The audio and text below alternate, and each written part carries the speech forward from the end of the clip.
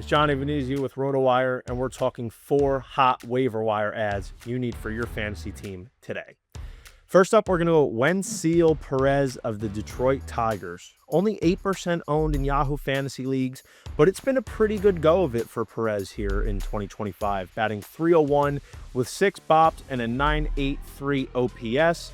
But what's really stuck out is his performances in June. Batting .300 with 5 homers, a .985 OPS. Perez is really somebody that I think you need to take a look at, especially if you're dealing with some injuries or you want to find a little bit of value there on the waiver wire. He's also hitting a robust 172 WRC+, 317 BABIP, and a career best 43.9 hard hit percent. So definitely go take a look at adding Perez for your fantasy team today. Next, we're going to go with a Colorado Rocky. That's right, somebody's got to do it for Colorado. It might as well be Tyler Freeman, the hybrid shortstop outfielder, just 16% owned currently in Yahoo Fantasy Leagues. And it's been a pretty good go of it as well for him. Batting .324 with an .842 OPS. But June especially has really seen a different level of Freeman lately. Batting .389 with a .1005 OPS. He's got 126 WRC+, 340 BABIP, and a 43.3 hard hit percent. I know having Colorado Rockies in your fantasy lineup right now is less than ideal, but considering the fact that they are playing in a hitter-friendly park and there's some diamonds in the rough on this lineup, I think Tyler Freeman's somebody that is worth a speculative add, and it's great because you have the shortstop and outfield eligibility with him, so I would take a look at adding him sooner rather than later. If you enjoy these videos, make sure you hit that like and subscribe button. And right now, Rotowire is going to give you 15% off of any product on rotowire.com. That includes our top 400 prospect rankings, prop picker tool, and access to our experts for those tough start-sit decisions. Make sure you use code YouTube15 at checkout.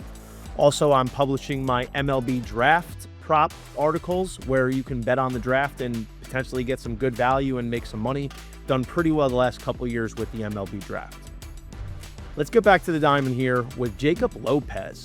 It's not Jacob Wilson, but Jacob Lopez that's really doing well for the A's. The other Jacob has quietly come on strong here as of late. Just 22% owned in Yahoo Fantasy Leagues. It's a 3.56 ERA, 1.3 whip, and 55K to 17 walk ratio in 43 innings. The interesting thing about Lopez is how well he's done lately. He's got 3 straight quality starts and a 1.98 ERA in June. That comes with 38 strikeouts, just 8 walks in 27.1 innings. You can never have enough pitchers on your fantasy team, and I think the A's are going to be on the come up here in the second half. I know they started out hot and they took a little bit of a downturn, but I'm expecting to see a lot more competitive nature out of the A's in the second half of 2025. Jacob Lopez is proving to be one of their most steady starters, especially as of late, so make sure you go get him before the ownership continues to increase. Last but not least, let's go out to the desert with Arizona's Ryne Nelson. Love guys like this because it's dual eligibility.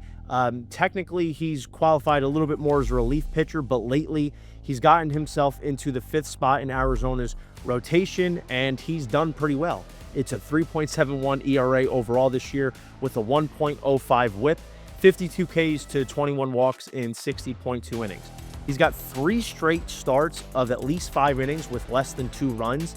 And like I said, the dual eligibility thing for Nelson is such a big advantage because if you're somebody like me who prefers to punt saves and not really that big into closers, you always can have the opportunity to get an extra start or even 2 with a guy like Nelson who's been extremely steady and reliable for you, getting you some valuable fantasy points.